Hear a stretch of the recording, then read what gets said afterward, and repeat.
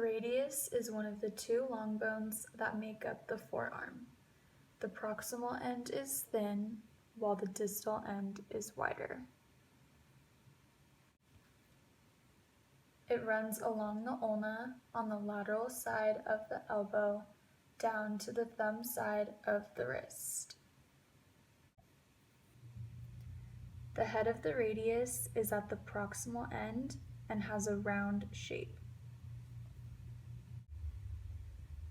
Medially, the head of the radius articulates with the radial notch of the ulna,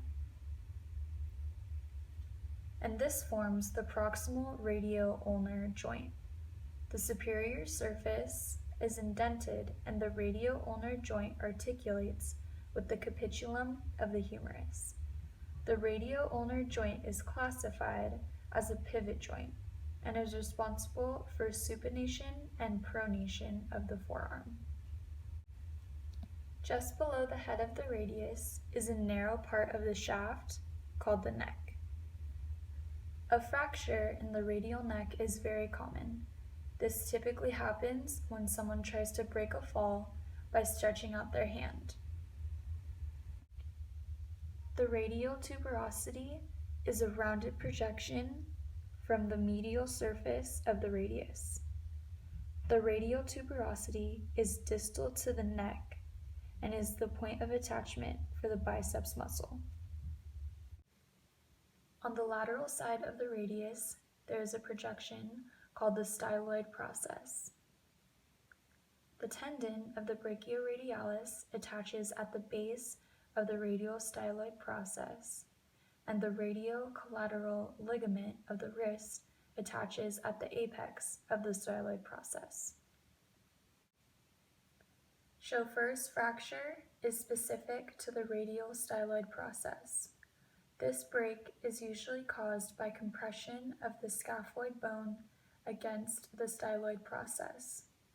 Treatment for this fracture is surgical realignment and fixation with pins, screws, or plates. This fracture was named by a British surgeon in the 1800s named Jonathan Hutchinson. The name comes from people acquiring this injury from starting a car. On the distal end of the radius is a groove, the ulnar notch, which is on the medial side. This groove articulates with the head of the ulna and forms the distal radio-ulnar joint. The radio-ulnar joint is a pivot joint on the lower extremity of the radius. The function of this joint is to lift and move weight across the forearm. The muscles that help with this function are the supinator, biceps brachii, brachioradialis, pronator quadratus, and the pronator teres. Lateral epicondylitis, commonly known as tennis elbow, is a very painful condition which involves the extensor carpi radialis. The action of this muscle is to extend and stabilize the wrist. However, with tennis elbow, the tendon's attachment site weakens, which causes stress on the anchoring site. It was given the name tennis elbow because one of the main causes for this injury is playing tennis. Even though this condition is named tennis elbow, there are many other things that can cause this injury.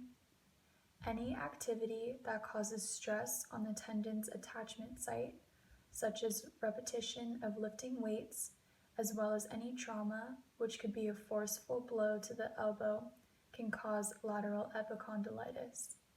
The most common age group to suffer tennis elbow is between the age of 30 and 50 years. When experiencing pain in the area, medical evaluation is necessary. Depending on the extent of the injury, some patients just need modification or cutback in their workout routine, while other patients may need to be put on medication such as Bayer, Advil, or Aleve for the pain. If the pain has lasted over 6 months and is absolutely unbearable, then an outpatient surgical procedure would be performed to try to relieve the tension or stress in the elbow. Points of attachment that involve the radius give function for supination, pronation, extension, and flexion of the forearm. Without the radius bone, the forearm would basically not be able to function.